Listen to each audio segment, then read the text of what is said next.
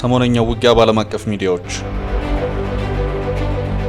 የምግቤ ጉዳይና የኤርትራ ትኩረት ሳቡ። አልጀዚራ ይዞት በወጣው መረጃ አዲስ በተቀሰቀሰው ውጊያ የኢትዮጵያ መከላከያ ሰራዊት ከ300 በላይ ፋኖ ተዋጊዎችን እንደገደለ ገለጸ በሚል ርዕስ ሰሞነኛውን ውጊያ ዘግቧል። ይህ የአልጀዚራ ዜና ቀዳሚው ተጠቃሽ ዜና ሲሆን ከአልጀዚራ በተጨማሪ ዓለም አቀፉ የዜና ወኪል ሮይተርስም ሰሞነኛውን የመከላከያና የፋኖን ውጊያ ሰፊ ሽፋን ሰጥቶታል።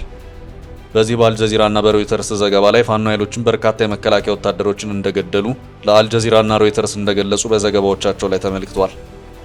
የዜና ወኪሉ ሮይተርስ የፋኖ ኃይሎች ከሌተናል ጀነራል ምግቤ ጋር ግንኙነት አላቸው የሚለውን የመንግስት ክስ ለማጣራት ለህወሓቱ ምክትል ሊቀመንበር አማኑኤል አሰፋ ደውሎ ምላሽ እንዳላገኘ ገልጿል።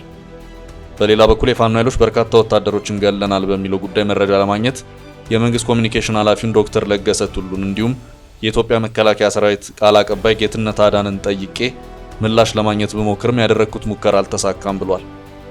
ሮይተርስና አልጀዚራ በመከላከያም ሆነ በፋኖ በኩል ምን ያህል ወታደር ወይም ተዋጊ ኃይል እንደተገደለ በሶስተኛ ወገን ማረጋገጥ አልቻልንም ብለዋል። ሆኖም ግን እነዚህ ዓለም አቀፍ ሚዲያዎች ከመንግስት የተሰጣቸውን መረጃና ከፋኖ በኩል የተሰጣቸውን ምላሽ በማካተት የሁለቱን ቀን የአማራ ክልል ውጊያ ሰፊ ሽፋን ሰጥተውታል።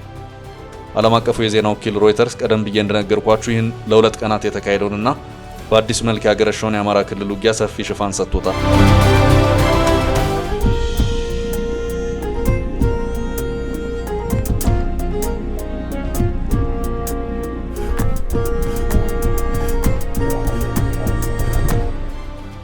ሮይተርስ የኢትዮጵያ መከላከያ ሰራዊት በሁለት ቀናት በተካሄደ ጦርነት ከ300 በላይ ፋኖ ተዋጊዎችን እንደገደለ ገለጸ በሚል ርዕስ ሰሞነኛውን ውጊያ ዘግቦታል።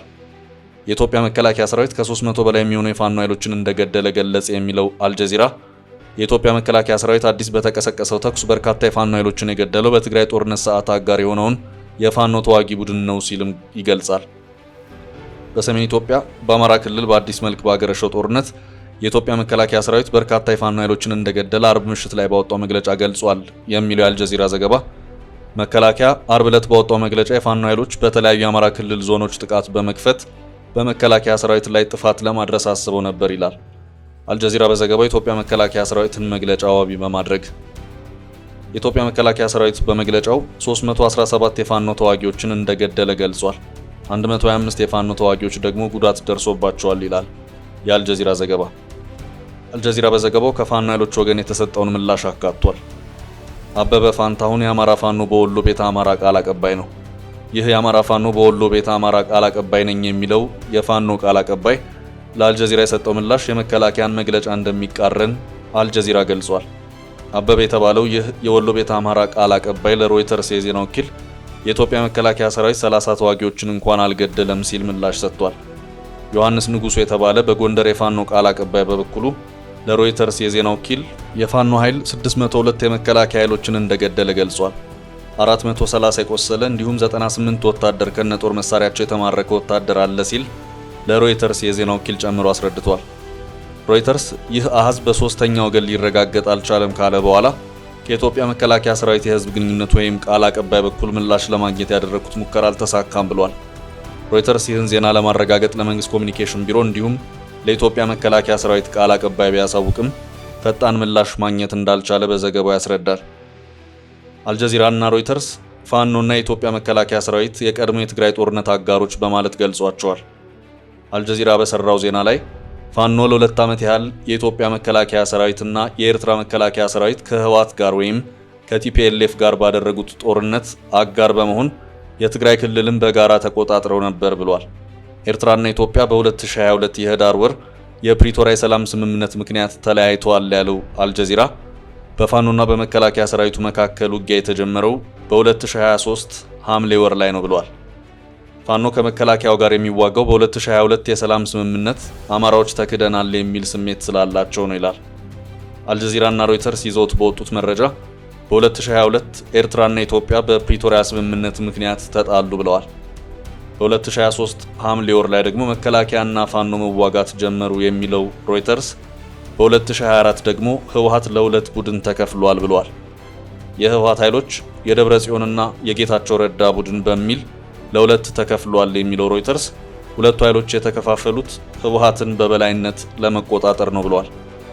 የኢትዮጵያ መከላከያ ሰራዊት አርብ ምሽት ይዞት በወጣው መረጃ ከደብረጽዮን ህወሓት ቡድን ውስጥ የቀድሞ የኢትዮጵያ መከላከያ ሰራዊት አመራር ብርጋዴር ጀነራል ምግባይ ኃይሌ ከፋኖ ኃይል ጋር በመሆን በአማራ ክልል ጥቃት አድርሷል የሚል መግለጫ እንዳወጣ የሚገልጸው ሮይተርስ የፋኖ ኃይሎች በሁለት ቀናቱ ወታደራዊ ጥምረት ኦፕሬሽን ብርጋዴር ጀነራል ምግባይ ኃይሌ እገዛ አድርጓል የሚለውን የመከላከያ መግለጫ የፋኖ ኃይሎች እንደማይቀበሉት ዘግበዋል። የመከላከያን መግለጫ እንዴት ትመለከቱታላችሁ የሚል ጥያቄ አልጀዚራና ሮይተርስ ለፋኖ አመራሮች አቅርበዋል። የፋኖ አመራሮችም ለሮይተርስና ለአልጀዚራ የመከላከያን መግለጫ እንደማይቀበሉት ገልጸዋል። ምግባይ ከፋኖ ጋር ግንኙነት አላቸው የሚለውን ዜና የመከላከያን መግለጫ ሐሰት ነው የሚል መልስ የሰጡት የፋኖ አመራሮች ብርጋዴር ጀነራል ምግባይ ኃይሌ ከየትኛውም ፋኖ ኃይል ጋር ግንኙነት የሌላቸውም ሲሉ እንዳስተባበሉ ሮይተርስ የወሎን ቤተ አማራ የፋኖ አመራር አበበ ፋንታውንን ዋቢ አድርጎ ገልጿል። አልጀዚራ ከብርጋዴር ጀነራል ምግባይ ኃይሌ ጋር በተያያዘ ሲዘግብ ብርጋዴር ጀነራል ምግባይ ኃይሌ ጸረ ሰላም፣ ጸረ ልማት አቀንቃኝ የሆነ ያለምንም ወታደራዊ ዕውቀት የትግራይን ህዝብ ወደ ጦርነት ያስገባ ነው ሲል የኢትዮጵያ መከላከያ ሰራዊት በመግለጫው ገልጿል ብሏል አልጀዚራ በዘገባው። ሮይተርስ ከቅርብ ጊዜ ወዲህ በአፍሪካ ቀንድ አዲስ ጦርነት እንዳይፈጠር ስጋት አለ ብሏል። ይህንን በአፍሪካ ቀንድ ያንዣበበውን ጦርነት ሮይተርስ ሲዘግብም በቅርብ ሳምንታት የኤርትራ ሀገራዊ ውትድርና ንቅናቄ መፍጠሯ ከተዘገበ በኋላ እንዲሁም ኢትዮጵያ ወታደሮቿን ወደ ድንበር አካባቢ ማስፈሯን ተከትሎ አዲስ ጦርነት እንዳይፈጠር ተሰግቷል ብሏል። ሮይተርስ የዜና ወኪል ስለ አማራ ክልሉ የሁለት ቀን ውጊያ የኢትዮጵያ መከላከያ ሰራዊት አርብ ዕለት በመግለጫው ራሱን ፋኖ ብሎ የሚጠራው ጽንፈኛው ቡድን በተለያዩ የአማራ ክልል ዞኖች ዘመቻ አንድነት በሚል ስም ጥቃት ከፍቶ ተደምስሷል ሲል የገለጸ ሲሆን 317 የፋኖ ኃይሎች እንደተገደሉ 125 የፋኖ ኃይሎች እንደተጎዱ ገልጿል ሲል ዘግቧል። በተመሳሳይ የፋኖ ኃይሎች 602 ወታደሮችን ገለናል ማለታቸውን አስታውሷል። ሰሞኑን ስለተካሄደው ውጊያ ከዓለም አቀፍ ሚዲያዎች በኩል የተሰማውን ዜና ከላይ በሰማችሁት መልኩ ከብዙ በጥቂቱ ለመዳሰስ ሞክረናል። የኢትዮጵያ መከላከያ ሰራዊትና የትግራይ ክልል የሰላምና የጸጥታ ቢሮ ስለ ውጊያ ያወጡትን መግለጫ በአጭሩ እንመልከት።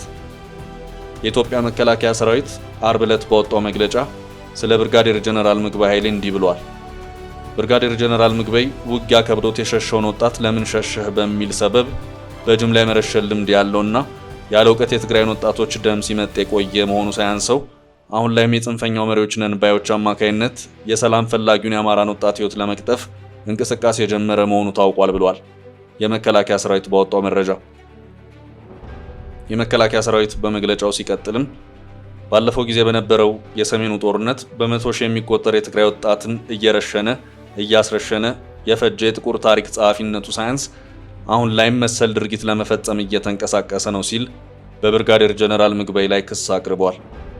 ምግባይ ኃይለ ዘረፋና ሌብነት የተካነበት መደበኛ ስራው ነው ያለው የመከላከያ ሰራዊት መረጃ በአሁኑ ጊዜ የትግራይን ወርቅ እየዘረፈ በኤርትራ በኩል አድርጎ እየሸጠ ይገኛል ሲል ገልጿል። ብርጋዴር ጀነራል ምግባይ በኢህአዴግ ዘመን በዘረፋና ሌብነት ታዋቂ የነበረ ብቻ ሳይሆን በሰረቀውና በዘረፈው ገንዘብ አዲስ አበባ ላይ ፎቆችን የደረደረ አለፍ ሲልም ዱባይ ላይ ፎቆችን ለመስራት በቅርብ ጊዜ የተዋዋለ ስለመሆኑ በሶሻል ሚዲያ ሲነገር ቆይቷል ሲል የመከላከያ ሰራዊት ባወጣው መግለጫ ገልጿል። ይህን የመከላከያ ሰራዊት መግለጫ ብርጋዴር ጀነራል ምግባይ እንደማይቀበሉት ገልጸው እኔ ከፋኖ ጋር የሚያገናኘኝ ነገር የለም ሲሉ ምላሽ ሰጥተዋል። ከየትኛውም ወታደራዊ ኃይል ጋር ግንኙነት እንዳደርግም የፕሪቶሪያው ሰላም ስምምነት አይፈቅድልኝም ያሉት ብርጋዴር ጀነራል ምግባይ የፕሪቶሪያውን የሰላም ስምምነት አክብሬ በኃላፊነት ስሜት የምሰራ ግለሰብ ነኝ፣ በወጣው ዘገባ እጅግ አዝኛለሁ ካሉ በኋላ የስም ማጥፋት አካል ነው ሲሉ ለአንድ የሀገር ውስጥ ሚዲያ ተናግረዋል። በብርጋዴር ጀነራል ምግባይ ጉዳይ የትግራይ ክልል የሰላምና ጸጥታ ቢሮ ባወጣው መግለጫ ምን አለ የሚለውን እንመልከትና ዝግጅታችንን እንቋጭ። ጀነራል ምግባይና ጓዶቹ በፕሪቶሪያው ስምምነት መሰረት በጥብቅ ዲሲፕሊን ተገዝተው ስራቸውን የሚፈጽሙ እንጂ ከዚህ ተቃራኒ በሆነ ምንም አይነት እንቅስቃሴ የሌሉና ያልነበሩ መሆኑ ሊታወቅ ይገባል። ሰላምን ለማጽናት ከሚያስፈልጉት መሰረታዊ ነገሮች አንዱ እውነት ላይ የተመሰረተ ሐቀኛ መረጃ እንጂ በክፋትና በተንኮል የተጀቦነ የስም ማጥፋት ዘመቻ ሊሆን አይችልም። የሀገርን ሰራዊት ወክሎ መረጃ በሚያሰራጭ የመረጃ ቋት እንዲህ አይነቱ ኡርባና ቢስ ዜና መዘርጋት የትግራይ ሰራዊት ለሰላም እየከፈለ ያለውን ዋጋ እና ልፋት የውሃ ሽታ የሚያደርግና በሰው ቁስል እንጨት ስደድበት አይነት መግለጫ መውጣቱ ከልብ አሳዛኝ ነው ሲል የትግራይ ክልል ሰላምና ጸጥታ ቢሮ ካወጣው መግለጫ መመልከት ችለናል። የትግራይ ሰላምና ጸጥታ ቢሮ መከላከያ ሰራዊት በሚያስተዳድረው ማህበራዊ ድረገጽ ላይ የተሰራጨ ጽሑፍ ጀነራል ምግባይ ኃይለ ከፋኖ ጋር ግንኙነት አላቸው በማለት ያቀረበው ውንጀላ ለራስ ችግር ተግባራዊ መፍትሄ ለማምጣት ከመጣር ይልቅ ችግሩ በማይመለከተው አካል ላይ ጣት የመቀሰር ኃላፊነት የጎደለው ተግባር ነው በማለት በትላንትናው ዕለት ባወጣው መግለጫ ተችቷል። የመከላከያ ሰራዊት ጽሑፍ ግልብና ብስለት የጎደለው መሆኑን የጠቀሰው ቢሮ የትግራይን ሕዝብ የግዛት አንድነት ለማስከበር የሚደረገውን ትግል አቃሎና አንኳሶ ማቅረብ የፕሪቶሪያውን የግጭት ማቆም ስምምነት ተግባራዊ ማድረግ ትልቅ ድርሻ ከተሸከመ ተቋም የማይጠበቅና ኃላፊነት የጎደለው ድርጊት በመሆኑ በፍጥነት መስተካከል አለበት ብሏል። የጦር ሰራዊቱ መግለጫ የምላስ ወለምታ ሊሆን እንደሚችል የገለጸው ቢሮ መከላከያ ሰራዊቱ መግለጫውን መልሶ እንዲያጤነውና ይቅርታ እንዲጠይቅበት ጠይቋል። ቢሮ የትግራይ ሰራዊትና የሰራዊቱ አመራር ለአንድ ደቂቃ እንኳን ጦር መሳሪያ አንግተው ለመንከራተት የሚፈልጉበት አንዳችም ምክንያት እንደሌላቸውም አውስቷል።